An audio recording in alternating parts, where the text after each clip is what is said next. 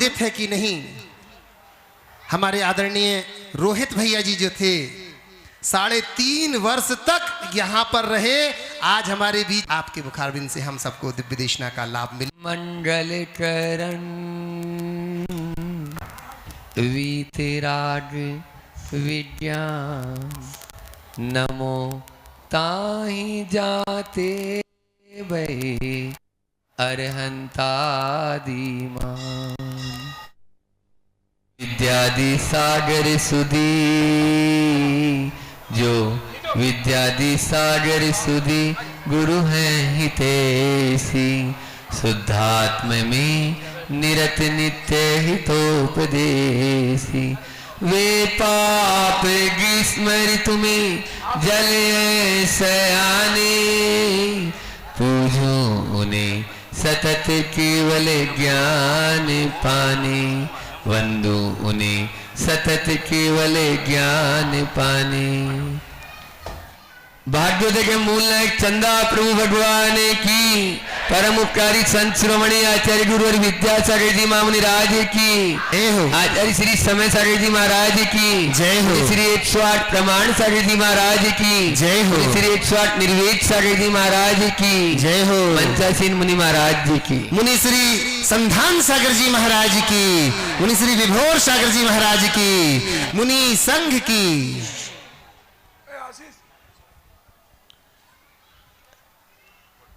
पूज्य महाराज श्री जी का आदेश टाला नहीं गया, नहीं तो सुनने में बहुत मजा है, बोलने में नहीं। प्रकृति ने भी कान 2 दिए हैं, जबान 1 दी है। सुनो ज्यादा और बोलो कम, लेकिन हम उल्टा ही करते हैं, बोलते ज्यादा है और सुनते कम है। इसी भाग्योदय में एक वो समय था जब हम जयपुर से आए गुरुदेव के चरणों में, तो उन्होंने कहा भाग्योदय है सागर में, आप नेचुरोपैथी से डॉक्टरेट कर ही रहे हैं, तो आपको वहां पर रहना है। हमने बोला हम तो मुनि बनने आए हैं, आपके ही चरणों में रहेंगे, इधर उधर कहीं नहीं जाना। बोले नहीं नहीं, बहुत अच्छा है, आपकी चर्या का भी पालन हो जाएगा और वहां अच्छे से रहेंगे। बस गुरु का आदेश सर्वोपरि होता है, और ये भाग्योदयी वो भूमि है जहां से हमारे भाग्य का उदय यहां से प्रारंभ हुआ। और जो गुरुदेव की शरण में रहता है उसका कल्याण निश्चित हो ही जाता है धीरे धीरे। और फिर जब उन्होंने यहां से आपके चरणों में भेज दिया, तो फिर तो कहना ही क्या, हमारे लिए एक शिक्षा गुरु और दे दिया उन्होंने, और उन्होंने भी मुझे पढ़ा लिखा के इस योग्य बना दिया कि नहीं, अब आप भी जो है अपना एक इस मोक्ष मार्ग में आगे बढ़ सकते हैं। ऐसे पूज्य महाराज श्री जी ने भी हमें बहुत संबल और सहारा दिया। बंधुओं, सभी अपने अपने भाग्य का उदय तो चाहते ही हैं। महाराज श्री जी के शब्द ही हम आपको बोल देते हैं कि महाराज श्री जी कहते हैं कि आप भाग्य को इंग्लिश में क्या बोलते हैं? लक। लक बोलते हैं। 2 अक्षर का लक है, 2.5 अक्षर का भाग्य है, और 3 अक्षर का नसीब है, और 3.5 अक्षर का किस्मत है। आप इन सबको, और 4 अक्षर की तकदीर है। आप इन 4 अक्षर तकदीर, भाग्य, लक, क्या इन सबको आप यदि चमकाना चाहते हैं तो पूज्य महाराज श्री जी कहते हैं बस लक की स्पेलिंग को याद रख लो, आपका भी भाग्य उदय में आ जाएगा। और लक का एल क्या बोल रहा है? एल कह रहा है चेंज योर लाइफ स्टाइल। आप अपनी लाइफ स्टाइल को बदल लीजिए, आपकी तकदीर, आपका भाग्य बदल जाएगा। यदि आपने लाइफ स्टाइल को बदल लिया तो भाग्य बदलते टाइम नहीं लगेगा। और यू कह रहा है अंडरस्टैंडिंग। अंडरस्टैंडिंग यानी समझ। आप अपनी समझ को बदलिए।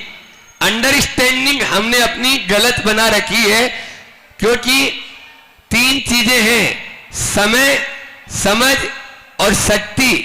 जब बाल्य अवस्था रहती है तो उस समय उसके पास में समय है ना, और शक्ति है लेकिन समझ नहीं है। युवा अवस्था आ जाती है तो उस समय उसके पास में फुर्सत नहीं है, उसके पास में समझ है, शक्ति है लेकिन समय नहीं है। और जब बुढ़ापा आ जाता है तो समय है, समझ है लेकिन उस समय शक्ति नहीं है। इसलिए बस समझ यही है कि जिस समय जो कार्य हमको करना है वो कर लो, अन्यथा तो चले जाएंगे। और उसके बाद में तीसरा जो है LUCC कह रहा है काइंड करेक्टर, चेंज योर, अपने करेक्टर की ओर ध्यान दीजिए। चारित्र जो है वो हमारा उज्जवल होगा तो भाग्य का उदय तो निश्चित होना ही है। बस चारित्र को संभालने की हमें जरूरत है। Wealth is lost, nothing is lost, health is lost, something is lost, लेकिन character is lost, everything is lost, सब कुछ चला जाएगा। इसलिए चारित्र को हर जगह संभालने की जरूरत है। और यू कह रहा है, के कह रहा है काइंडनेस, दयालु, हमें अपनी दया की ओर ध्यान देना। आचार्य श्री जी ने उसी अनुकंपा, उसी करुणा, उसी दया से आपूरित होकर सागर वालों को भाग्योदय जैसी एक मिसाल देकर गए कि यहाँ पर जन जन की सेवा हो पाएगी। आज वह आप देख ही रहे हैं कि किस रूप में फलित हो रहा है यह वृक्ष। और उसके बाद में न केवल मात्र बाहरी दया, भीतरी दया, सबसे बड़ी दया आत्मा के ऊपर कृपा। और यदि जिसको सम्यक दर्शन की प्राप्ति हो जाए वो सबसे बड़ी दया है। और उसी के लिए यहाँ पर सर्वतोभद्र जिनालय जैसी एक परिकल्पना दे दी गुरुदेव ने कि यहाँ पर इसके माध्यम से असंख्य लोगों को, आने वाले पीढ़ियों को वह सम्यक दर्शन की प्राप्ति होती चली जाएगी और हम अपने भाग्य का उदय करते चले जाएंगे। तो हमारे सबका भाग्य का उदय होए, इसके लिए हमें लाइफ स्टाइल को बदलना है, अंडरस्टैंडिंग को समझना है और साथ में ही अपनी वह कैरेक्टर को उज्जवल बनाते हुए हम अपनी काइंडनेस को बढ़ाते चले जाएं तो निश्चित रूप से हमारे भी भाग्य का उदय आ जाएगा। भाग्य का उदय सबका हो, ऐसी भावना के साथ मैं अपनी वाणी को विराम देता हूँ। बोले परम पूज्य मुनि श्री प्रमाण सागर जी महाराज की जय हो। मैं अपनी ओर से निवेदन कर रहे हैं पूज्य मुनि महाराज के चरणों में। आप सभी लोग अपने हाथों को जोड़ लीजिए और नमोस्तु निवेदित करते हुए हम पूज्य मुनिवर श्री निर्वेक सागर जी महाराज के चरणों की वंदना करते हुए, आज महाराज की अनुकंपा बरस रही है और ये पहली बार ऐसा हो रहा है सागर में। देखो 3 दिन से हैं, तीनों महाराज के एक साथ प्रवचन नहीं हुए, पर ये भाग्योदय का ऐसा भाग्य है कि एक साथ 3 महाराजों के दिव्य देशना सुनने को मिल रही है। मैं निवेदन कर रहा हूँ पूज्य मुनिवर श्री निर्वेक सागर जी की चरणों में वंदना करते हुए कि हम सबको आपका आशीष मिले। नमोस्तु स्वामी। ओम नमः सिद्धिभ्यः, ओम नमः सिद्धिभ्यः, ओम नमः सिद्धिभ्यः। मंगलम भगवान वीरो, मंगलम गौतमो गणी, मंगलम कुंद कुंदाद्यो, जैन धर्मोस्तु मंगलम। सर्वमंगल मांगल्यम सर्वकल्याणकारकं, प्रधानं सर्वधर्माणां जैनं जयतु शासनं, वंदे विद्यासागरं। जय बोली अहिंसा परमो धर्म की, शासन नायक भगवान महावीर स्वामी की, आचार्य भगवान श्री कुंद कुंद महाराज की जय, आचार्य गुरुवर श्री विद्यासागर जी महाराज की जय, आचार्य श्री समय सागर जी महाराज की जय, पूज्य मुनिवर श्री प्रमाण सागर जी महाराज की, पूज्य मुनिवर श्री निर्वेक सागर जी महाराज की, मुनि संघ की।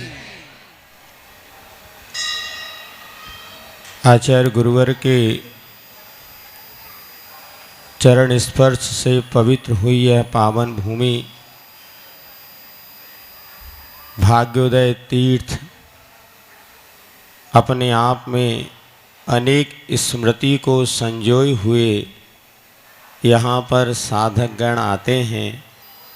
आचार्य के साथ चातुर्मास करने का सौभाग्य हमें यहाँ पर मिला और वर्षा योग में बहुत आनंद के साथ वर्षा योग व्यतीत हुआ। अनेक प्राचीन स्मृतियाँ जुड़ी हुई हैं और यहाँ पर आने के पश्चात एक अलग ही अनुभूति होती है, क्योंकि ये क्षेत्र एक ऐसा क्षेत्र है जहाँ आत्म शांति और कल्याण के लिए प्रभु वंदना का अवसर मिलता है। तो जनहित और प्रत्येक प्राणी के आरोग्य के लिए भाग्योदय जैसा अस्पताल भी यहाँ पर निर्मित है। पूरे के पूरे सागर अंचल में जहाँ कहीं भी आसपास प्रवास होता है, सबके मुख से सुनने को मिलता है कि जब हम भाग्योदय में जाते हैं तो हमें यह विश्वास और आस्था पैदा होती है कि यहाँ पर आने के बाद हमारा स्वास्थ्य निश्चित ही लाभ को प्राप्त होगा। आचार्य महाराज की बड़ी दूरदर्शिता, चूँकि यहाँ पर अनेक पंच कल्याणक इस सागर में होते रहते थे और गुरु महाराज का यही भाव था कि ऐसा भी तीर्थ बने जिसमें प्राणी मात्र अर्थात जैन जैनेतर सभी लोग इस तीर्थ से लाभ ले सकें। क्योंकि आचार्य ने एक दोहा लिखा है, तन की गर्मी तो मिटे मन की भी मिट जाए और तीर्थ जहाँ पर उभय सुख अमिट अमित मिल जाए। दोनों प्रकार का सुख, एक आत्मिक सुख और एक शारीरिक सुख। व्यवहार की दृष्टि से पहला सुख निरोगी काया, अर्थात शरीर स्वस्थ है तो सारे कार्यों में हमारा मन लगता है, और शरीर अस्वस्थ हो जाए तो डॉक्टर और औषध की हमें याद आती है। सो यहाँ पर एक वह संस्मरण हमें याद आ रहा है, जबकि आरिका दृढ़मती गर्मी का समय था और बिहार करके हाँसी से हरियाणा से बिहार करके 2-3 महीने लगातार प्रवास करते हुए इसी कई वर्षों बाद 5-7 वर्षों के बाद गुरु जी के चरण सानिध्य में पूरा संघ आया। और संघ आया तो भाव ये था, इतने वर्षों बाद आर्य का संघ आया है तो अभी चातुर्मास का समय भी बहुत लंबा है, तो आचार्य महाराज हमें महीने 15 दिन रुकने के लिए आश्वस्त थे। सभी लोग कि आचार्य बिहार का संकेत नहीं करेंगे, किंतु 5 या 7 दिन हुए आचार्य महाराज ने आर्य का संघ को बुलाया और कह दिया कि आपको यहाँ से बिहार करना है। जैसे ही उन्होंने सुना अभी 7 दिन हमें आए हुए नहीं और आचार्य कहने लगे बिहार करना है, आज बहुत अच्छा मुहूर्त है और आज ही शाम को करना है। अब उनके चेहरे पर एकदम इस प्रकार की उदासी छा गई। नीचे जब वो दर्शन करने आए, इधर मणिभाई जी वगैरह संचालिका सभी लोग थे और उन्होंने आर्यका माता जी से पूछा आखिर क्या बात है।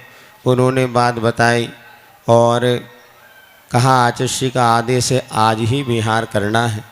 सबने बहुत अन्य निवेदन, शायद वो उस दिन आषाढ़ शुक्ला चतुर्थी का दिन था, दूसरे दिन आचार्य महाराज का दीक्षा दिवस यहाँ पर मनाया है। महाराज जी भी थे उस समय, शायद आप 1998 की बात। हाँ थे, और उस समय दीक्षा दिवस मनाया जाने वाला था। तो उन्होंने कहा आचार्य कल आपका दीक्षा दिवस मना के चले आएंगे। आचार्य कहे नहीं नहीं, मुहूर्त तो आज का ही बहुत अच्छा है और भले आप यहाँ से बिहार करो, कल भले सुबह आना हो तो देख लेना। तो सुनते आर्य का संघ यहाँ से बिहार करके और सुभाष नगर में रात्रि विश्राम और फिर सुबह सारा संघ यहाँ पर आया। आचार्य महाराज की उपस्थिति में भी कार्यक्रम थोड़ा सा रूप दिया गया और वहाँ पर क्षमा सागर जी महाराज के पिता श्री जीवन लाल जी सिंगई, जब उनको बोलने का मौका मिला तो उन्होंने कहा मैंने सुना था कि गुरु बहुत कोमल होते हैं, लेकिन आज मुझे पता चला कि गुरु कितने कठोर होते हैं। कहाँ इतने आर्य का संग की इतने महीनों की आशा विलासा और 7 दिन में आपने उनको बिहार के लिए कह दिया। आचार्य श्री ने सुन लिया। जब आचार्य महाराज के पास मंच आया तो आचार्य श्री ने कहा, सुनो, यह मोक्ष मार्ग है, मोह मार्ग नहीं। निर्दय भस्म सात क्रियाम, जब कभी कर्मों को क्षय करना हो तो निर्दयता पूर्वक कि उसको क्षय किया जा सकता, निर्दयता के साथ ही कर्मों को भस्म किया जाता है। और यह आप लोग तो सब सागर वाले उसमें बह गए, किंतु मुझे पता है कि आगे की कैसी बिहार की परिस्थितियाँ क्या बनती है, इसलिए उन्होंने आदेश देना पड़ा। वास्तव में आज गुरु महाराज की अति अनुकंपा और उनकी साधना का यह परिणाम है कि भारत ही नहीं, सारा का सारा विश्व गुरु महाराज के चरणों में नतमस्तक है। ये तीर्थ का निर्माण आचार्य महाराज का ये भी उद्देश्य था कि आज सागर समाज या पूरे देश की जैन समाज अपने आप में एक संपन्न समाज है, और उस समाज का हित किसमें निहित है। तो जैसा कल पूज्यश्री ने बताया था कि दान के माध्यम से ही श्रावक अपने भविष्य का उज्जवल निर्माण कर सकता है। धन हमारे पास आता है, किंतु धन यदि निकलने का कोई द्वार ना हो तो धन सुख का कारण नहीं बनता। जैसे कमरे में आप रहते हैं, एक बड़ा दरवाज़ा बनाते हैं तो साथ में एक छोटी खिड़की भी बनाते हैं, जिससे कि क्रॉस वेंटिलेशन बना रहे, तो आपको गर्मी का अनुभव नहीं होगा। इसी प्रकार जब श्रावक धन कमाता है तो अपने धन का सदुपयोग कहाँ करें, ऐसे तीर्थों का निर्माण होता है। जीव दया का ये क्षेत्र जब हमारे सामने होता है तो जो पाप के द्वारा अर्जित किया हुआ धन है उसको पुण्य में बदलने का, उस पाप से हटकर के धर्म को और अपनी प्रवृत्ति करने का कैसे साधन बने। तो ये एक अद्भुत अपूर्व साधन, एक विशाल सर्वतोभद्र जिनालय का निर्माण, जब इसका भूमि शिलान्यास होने वाला था तब हम लोगों का यहाँ 2016 में ये शाहपुरा में चातुर्मास हुआ। उसके बाद गुरु जी के संकेत के अनुसार इसी जिनालय की नींव में, जो कि लगभग 8-10-15 फीट गहरी नींव थी, वहीं पर सिद्धचक महामंडल विधान का आयोजन हुआ था। लोग उतर के जाते थे और यह सिद्धचक महामंडल विधान और उसकी पवित्र ऊर्जाओं का ये सुपरिणाम है। यहाँ के कार्यकर्ता जो हैं वास्तव में जिस मेहनत, उत्साह और एकता के साथ अपने कार्य को संपन्न कर रहे हैं, ये भी एक अपने आप में गुरु जी के आशीर्वाद का सफल परिणाम है। हम सभी गुरु महाराज की भावनाओं को ध्यान में रखते हुए अपने जीवन में संयम की ओर कदम बढ़ाएं। इसके साथ साथ जो धन अर्जित किया है उसे हम अगर सदुपयोग करते हैं, निश्चित जैन कुल में जन्म लेने के बाद हमारे जीवन की सार्थकता हो सकती है। पूज्य मुनि श्री के माध्यम से अभी आप लोगों ने 3 सुना, और आगे भी हम अपने जीवन को कैसा अच्छा बना सकते हैं, क्योंकि शरीर तो एक सीमा तक ही साथ परिवर्तन संभव है, किंतु मन के परिवर्तन से पूरी की पूरी दुनिया हमारी परिवर्तित हो सकती है। 2 दिन से भावना योग के माध्यम से हजारों की जनसंख्या में लोगों ने प्रातः काल पहुँच कर के जो अनुभव किया, और जिस अनुभव के आधार पर अपने जीवन के तन और मन और वचन तीनों को स्वस्थ बनाने का हम पुरुषार्थ करेंगे। निश्चित ही गुरु महाराज के बताए हुए मार्ग का अनुसरण करेंगे, हमारा जीवन भी धन्य हो सकेगा और हमारे सभी के भाग्य का उदय हो, हम सब संयम पथ पर आगे बढ़ के आत्मकल्याण कर सकें। इसी मंगल भावना के साथ बोलिए आचार्य गुरुवर श्री विद्यासागर जी महाराज जी की जय। अब अपन सब मिलकर के चलते हैं पूज्य यूनिवर्सिटी प्रमाण सागर जी महाराज के चरणों की वंदना करते हुए, जिनकी वाणी सरगम का काम करती है, जिनकी वाणी सरगम का काम करती है और जख्म गहरा हो तो मरहम का काम करती है, मरहम का काम करती है। निवेदन कर रहा हूँ पूज्य श्री के चरणों में वंदन करते हैं। नमो आइडियाना। अभी आप दोनों महाराजों को सुन रहे थे। आज मैं सोच रहा था अगर यही लोग पूरा बोल दे तो ज़्यादा अच्छा है, मुझे आराम होगा। लेकिन दोनों ने जो बातें कही सार में बहुत विस्तार कर दिया। दरअसल हम सबके जीवन का मूल लक्ष्य सुख और शांति को प्राप्त करने का है, और उस जो कुछ भी हम करते हैं उसी सुख शांति की उपलब्धि की अभिलाषा से करते हैं। हमारी सर्वोच्च प्राथमिकता हमारे जीवन को सुखी बनाने की है। लेकिन ये सब तब तक संभव नहीं है जब तक हम अपने तन और मन दोनों को सही तरीके से नियंत्रित और विशुद्ध न करें। मोक्ष मार्ग में आगे बढ़ने के लिए हमें तन को साधना पड़ता है और मन को बांधना होता है। तन को साधो, मन को बांधो। तन को साधने के लिए हमें उचित आहार विहार की प्रणाली को अपनाना पड़ता है। अपने खान पान में शुद्धि, अपनी जीवन शैली की पवित्रता हमारे तन को साधने का आधार है। यदि ऐसा हम करते हैं तो हम अपने तन को बखूबी साध सकते हैं और अपने जीवन को आगे बढ़ाने में समर्थ हो सकते हैं। पर केवल तन को साधना पर्याप्त नहीं है, तन को साधने के साथ मन को बांधना होता है। तन को साधने के लिए हमें बहुत ज़्यादा उपक्रम करने की ज़रूरत नहीं पड़ती, थोड़े से प्रयासों से तन को साधा जाता है।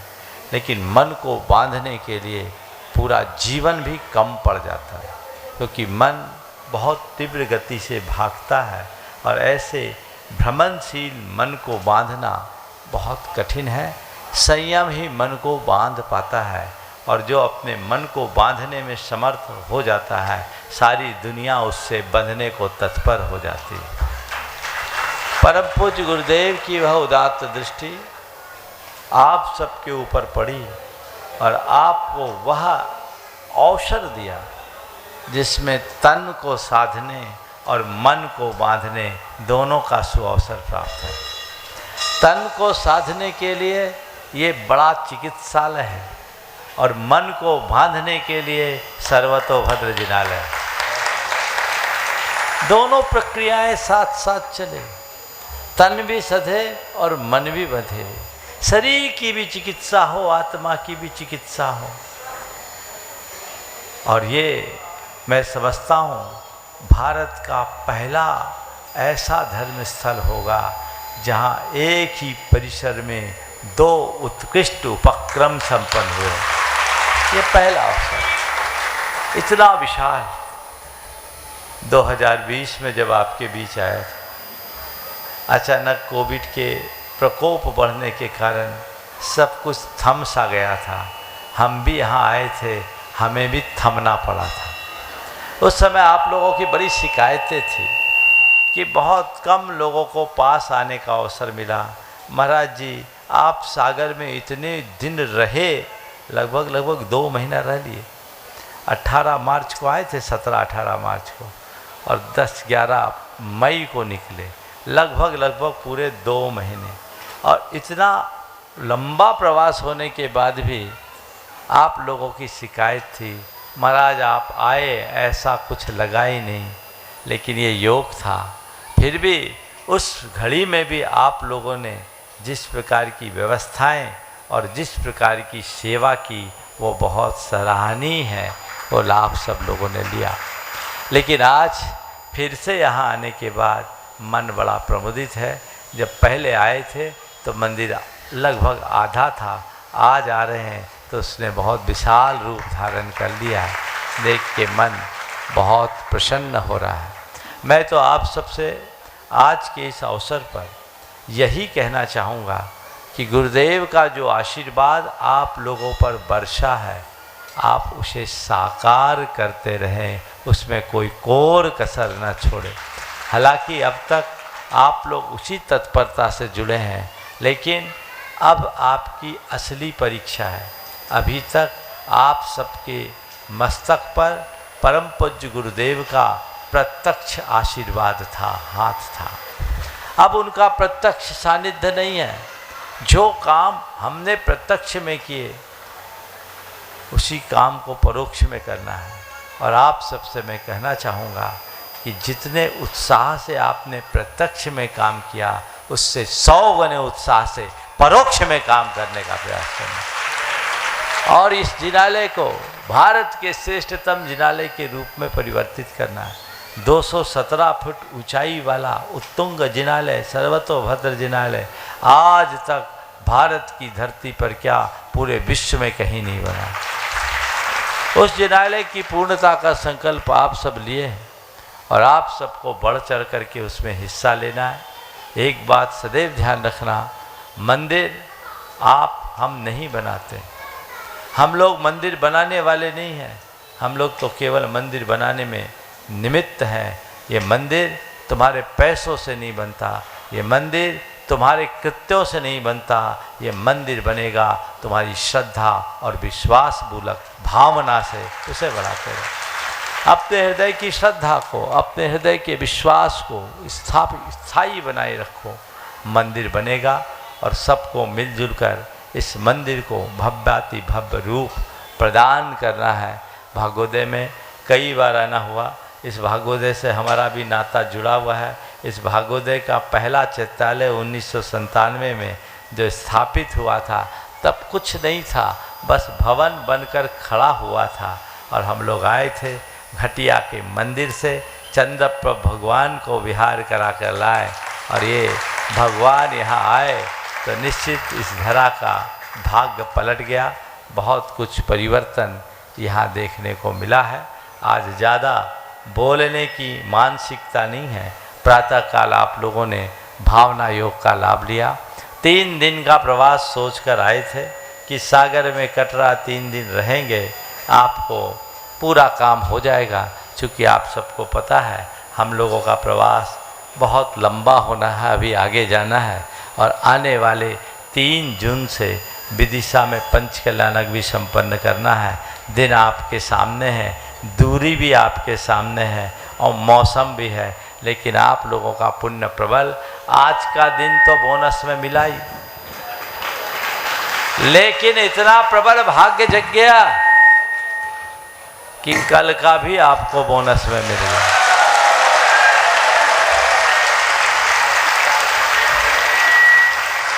कल का दिन भी आपको मिल गया।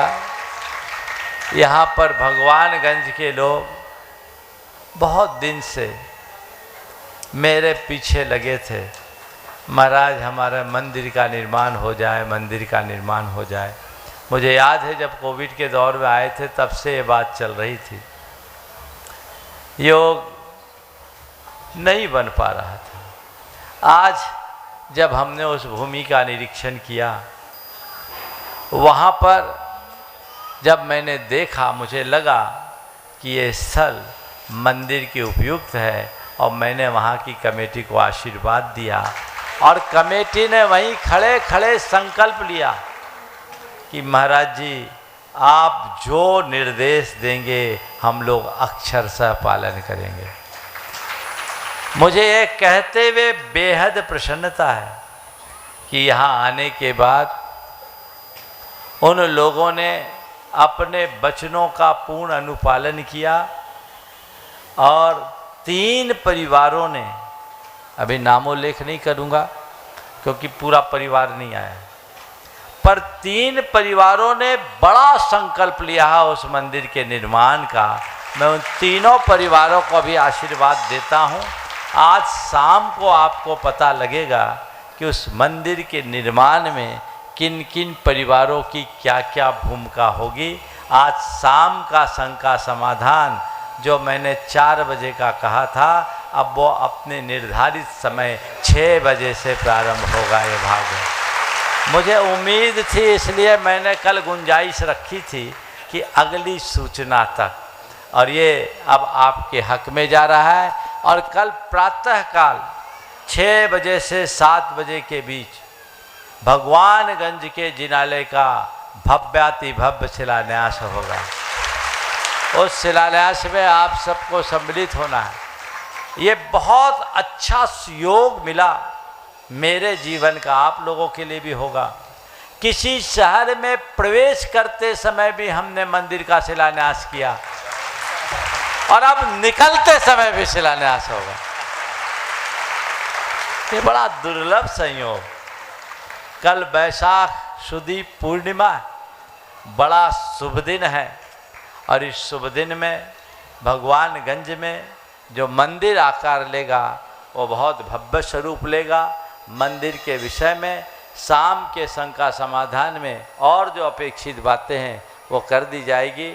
लेकिन कल के शिलान्यास में सबसे पहले तो मैं भगवानगंज के उस मंदिर से और उस आसपास रहने वाले सभी परिवारों से कहूँगा कि एक भी परिवार वंचित न रहे, सबका उसमें हाथ लगना चाहिए। कुछ परिवार आगे आए हैं, नामोल्लेख शाम को करूँगा, लेकिन सबका हाथ लगना चाहिए, सबका भाव जुड़ना चाहिए। केवल भाव नहीं, सबके प्राण समर्पित होने चाहिए। ये योग सबको हो। और जिनालय का निर्माण है, मैं शहर के लोगों से भी कहूँगा अपनी अपनी भावना और शक्ति के अनुसार अगर मंदिर का निर्माण हो रहा है तो ज़रूर कुछ न कुछ योगदान दे। हालांकि सागरवासियों का पहला टारगेट सर्वतोभद्र जिनालय होना चाहिए। आप इस जिनालय को अच्छे से संपन्न कराएं। इतनी बड़ी समाज है तो इस समाज के अनुकूल मंदिर जो गुरुदेव का एक बहुत बड़ा सपना है उसे साकार करना है। कल शाम के शंका समाधान के समय मैंने कहा था कि ये छोटी छोटी गिलहरियों को अपना योगदान अंकित करने का अवसर है, तो बड़ी बड़ी शिला रखने वाले एक तरफ पर नन्ही नन्ही गिलहरियों का भी सत्कार उसमें होना चाहिए। जो छोटी योजना आप सबके बीच बनाई गई है आप उससे जुड़िए और उसका लाभ लीजिए। एक बात सदैव ध्यान में रखिए, अर्थ से बड़ा परमार्थ होता है। हमारे देश में बड़े बड़े राजा महाराजा हुए, बड़े बड़े सेठ साहूकार हुए। उन्होंने अपने जीवन काल में अपने बड़े बड़े महल और हवेलियां बनाई होगी, लेकिन आज उनके राजमहल और उनकी हवेलियों का कोई अता पता नहीं, कोई अता पता नहीं। लेकिन इस देश में आज भी ऐसे हजारों मंदिर हैं जो हजारों साल से खड़े हैं, उनके बनाने वालों का पता नहीं है, लेकिन मंदिर जो कि तो जीवंत है। जब मैं मड़िया जी में था, पर्वत की वंदना कर रहा था, दूर एक खंडहर दिखाई पड़ा। मैंने लोगों से पूछा ये क्या है, तो मुझसे कहा महाराज ये कभी रानी दुर्गावती का मदन महल हुआ करता था। रानी दुर्गावती का मदन महल हुआ करता था। और तभी किसी ने कहा महाराज रानी दुर्गावती और पिछनहारी लगभग समकालीन थी। मेरे मुख से निकला वैभव का महल खंडहर में बदल गया, वैभव का महल खंडहर में बदल गया और श्रद्धा की मड़िया सुरम तीर्थ बन गई। जीवन के लिए एक बहुत बड़ा पाठ है, वैभव विनष्ट होता है, श्रद्धा अमर बनाती है। अपने समय शक्ति और संसाधनों को परमार्थ में नियोजित कीजिए, ये जीवन को अमरता प्रदान करेगी। आप लोगों ने जिस उदारता का परिचय दिया है, मैं उनकी उदारता की सराहना करता हूँ और भावना भाता हूँ कि तुम्हारी उदारता तुम्हें इससे 100 गुनी सामर्थ्य दे, ताकि हमेशा हाथ तुम्हारा खुला रहे और आगे बढ़े। मैं सभी लोगों को यही आशीर्वाद देता हूँ। कल प्रातःकाल भगवानगंज में शिलान्यास होगा और कल प्रातःकाल का प्रवास, आहारचर्या, प्रवचन भी उसी स्थान पर आप सबको देखने को मिलेगा। कल का सुअवसर ये भगवानगंज को प्राप्त होगा, क्योंकि इतना बड़ा काम वो लोग कर रहे हैं तो ये मौका उनको मिलना ही चाहिए। अलग थलग होने के कारण बहुत कम मौके उन लोगों को मिलते हैं। भगवानगंज से हम लोग चर्या करेंगे, दिन भर रुकने का कोई स्थान वहाँ हो तो आप लोग ज़रूर पता कर लीजिए। है बहुत बढ़िया, तो वहाँ होगा। और उसके बाद अब आगे की गुंजाइश नहीं, ये बोनस में आपको मिल गया है। आगे का कार्यक्रम कल आपको मालूम पड़ जाएगा। मैं सभी को इस आशा और विश्वास के साथ कि शीघ्रातिशीघ्र ये सर्वतोभद्र जिनालय भव्य स्वरूप धारण करेगा और आचार्य महाराज की भावनाओं के अनुरूप इसकी प्रतिष्ठा होगी। पर ये सब तभी होगा जब आप सब लोगों ने जो संकल्प लिया है उसे शीघ्रातिशीघ्र पूर्ण करें। आपका संकल्प सिद्धि को प्राप्त हो, इस भाव के साथ यहीं पर विराम। बोलिए परम पूज्य। और आज का संकल्प समय बोल दिया ना, 6 बजे से अपना आचार्य भक्ति और उसके बाद शंका समाधान, रात्रि विश्राम यहीं। कल हम लोग प्रातः 5:30 बजे यहाँ से भगवानगंज की ओर प्रस्थान करेंगे और वहाँ जो शिलान्यास का वास्तविक मुहूर्त होगा शाम को बता दिया जाएगा। बोलिए परम पूज्य आचार्य गुरु विद्यासागर जी महाराज जी की, हाँ मुनि संघ की। सुनो, कल के लिए एक स्पेशल सूचना है कि जो भी पुरानी राशि कल जमा कराने का सौभाग्य प्राप्त करेगा उसे शास्त्र भेंट और उन्हें आत्मसात करे तो जीवन में बड़ा बदलाव घटित हो सकता है। अभी अनेक महिलाओं ने प्रयोग किया, वे महिलाएं जिनकी संतान नहीं होती। मैंने गर्भवती महिलाओं के लिए 9 मिनट का एक भावना योग तैयार किया था, जिसके लिए हजारों महिलाओं ने प्रयोग में लिया। लेकिन उस समय मैं आश्चर्यचकित रह गया जब आज से 4 साल पहले एक महिला ने कहा कि महाराज जी 10 साल से कोई संतान नहीं हो रही थी। 10 साल से कोई संतान नहीं हो पा रही थी और हमने सब तरह के उपक्रम कर लिए।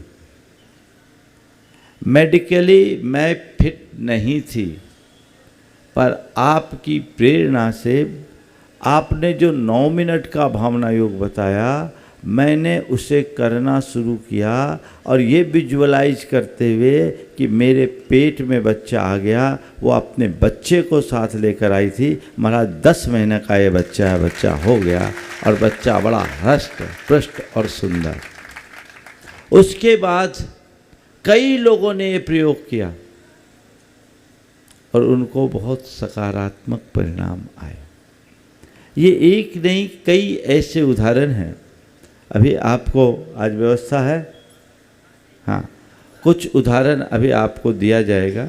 आज वो भी निकाल लेना जो एक महिला ने कहा था हमारा बच्चा हुआ, गर्भवती वाला। अगर निकाल सको तो निकाल लें। रेडी नहीं है, रेडी रखा करो। चलो, तो ये सब चीज़ें ऐसी है जो आपके लिए बड़ी प्रेरणा देगी। आपको भावना योग के बहुत सारे अनुभव प्रामाणिक ऐप में उपलब्ध होंगे, आप वहाँ से सुन सकते हैं। लेकिन मैं आपसे कहता हूँ, आप विश्वास के साथ इनका प्रयोग कीजिए, आपको जरूर परिणाम आएंगे। इसमें आपको करना क्या है? कई बार लोगों ने मुझसे कहा महाराज जी भावना योग की कोई किताब छप जाती। मैंने कहा किताब छपेगी तो भावना योग का असर खत्म हो जाएगा, क्योंकि तुम उसे प्रतिक्रमण की तरह पढ़ करके रख दोगे। इसलिए हमने भावना योग का कोई लिपिकरण नहीं करा है, टेक्स्ट में नहीं दिया। भावना योग में जो मैं बोलता हूँ उसे आपको सुनकर वैसा महसूस करते हुए दोहराना है। जितना आप महसूस करेंगे उतना प्रभाव पड़ेगा। ये है विजुअलाइजेशन। समझ गए? जैसे मुझे शांत रहना है, तो आप उस घड़ी अपनी एक शांत छवि अपने सामने उपस्थित कीजिए और इमेज कीजिए कि बस मुझे ये रहना है। समझ गए? मुझे सहज रहना है।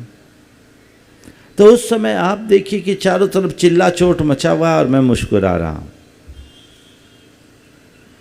मुझे संयम रखना है। उस घड़ी आप अपनी एक ऐसी छवि सामने रखिए कि सब तरफ से आपको आकर्षित किया जा रहा है, लेकिन आप उनसे अप्रभावित हैं।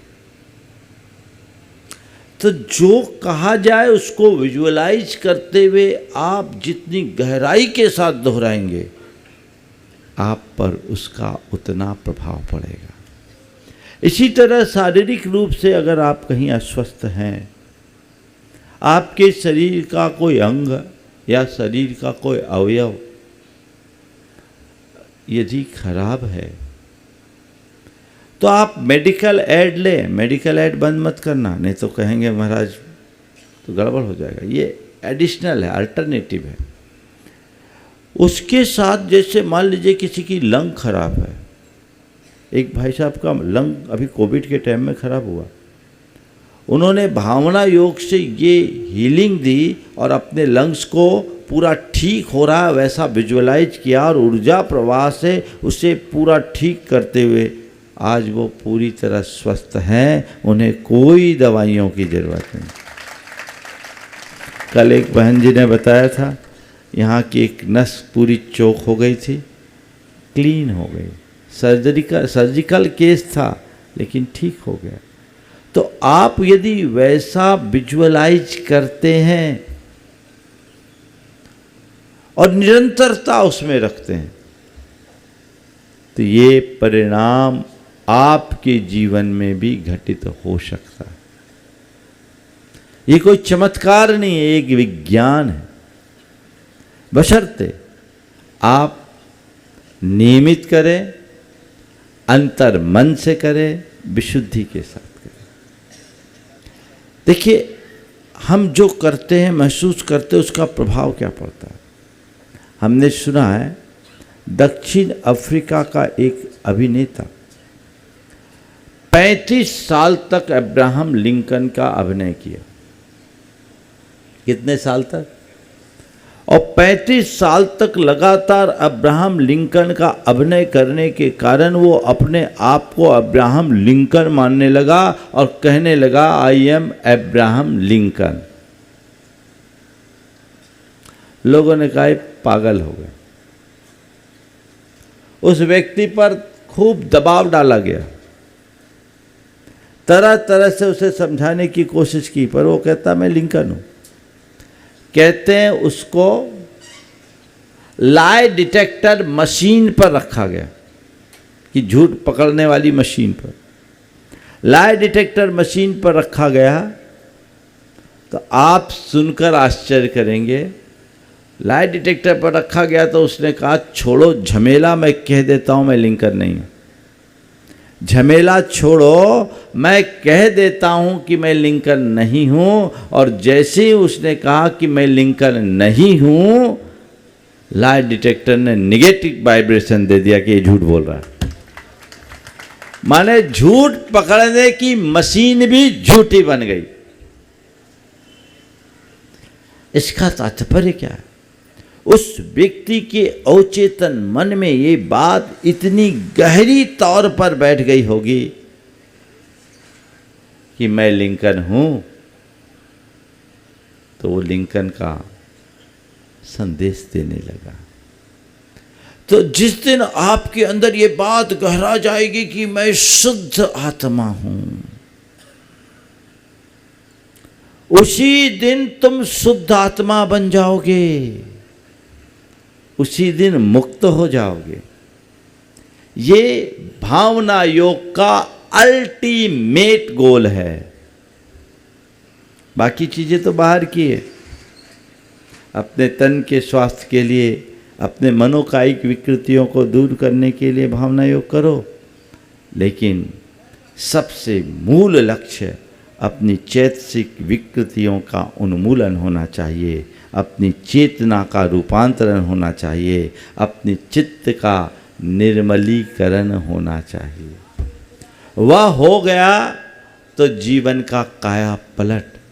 ये धर्म का एक प्रायोगिक रूप है। आप इसे नियमित करिए, इसे अपने जीवन का हिस्सा बनाइए। निश्चित ये आपके लिए एक बड़ी उपलब्धि होगी। मध्य में जब भावना योग के साथ हम आपको ऊर्जा प्रवाह कराते हैं। कल बहुत सारे लोग देख नहीं पाए, आज स्क्रीन लगी तो है, आज इधर वाले वंचित हो जाएंगे।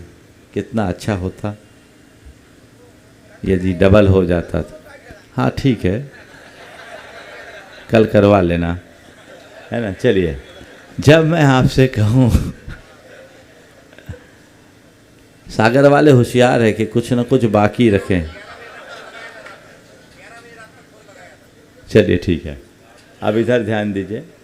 जब मैं कहूँ कि विश्व की समस्त सकारात्मक शक्तियाँ घनीभूत होकर मेरे भीतर प्रवेश करें, तो आपको ऐसा महसूस, पॉज करो, देखिए आपको दिख रही है। लाइटें बंद कर दीजिए थोड़ी देर के लिए, इलेक्ट्रिशियन। अब दिख रहा है आपको सबको? पीछे वाले उस स्क्रीन पे देख सकते हैं, सबको दिख रहा है? अच्छा, आगे भी है? कहाँ लगी?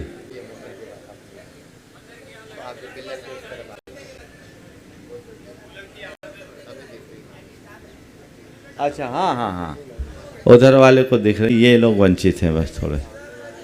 हाँ, कहाँ दिखेगा इधर? देख रहा, चलिए जहाँ दिखे अपने आप अपना एंगल सेट कर लीजिए, ठीक है।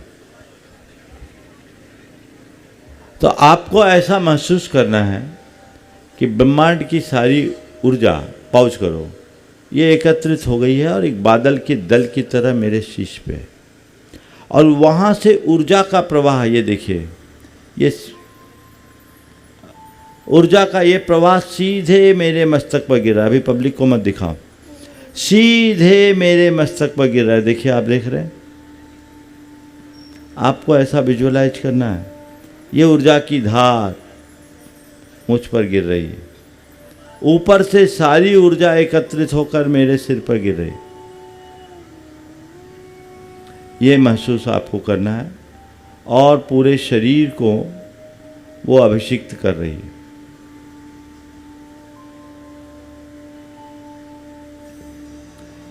पूरा शरीर ऊर्जा से भीग गया और अब रोमकूप खड़े हो गए, और इन रोमकूपों के माध्यम से ऊर्जा की ये धार मस्तिष्क के भीतर प्रवेश करने लगी। ये आपको महसूस करना है, और मस्तिष्क के भीतर प्रवेश करते हुए हमारे शरीर की जो ये पेड़ की जड़ों जैसी रंग विहीन नाड़ियाँ हैं, उनसे होते हुए पूरे के पूरे 72,000 नाड़ियों में जा रही है। ऊर्जा का ये प्रवाह निरंतर चल रहा है।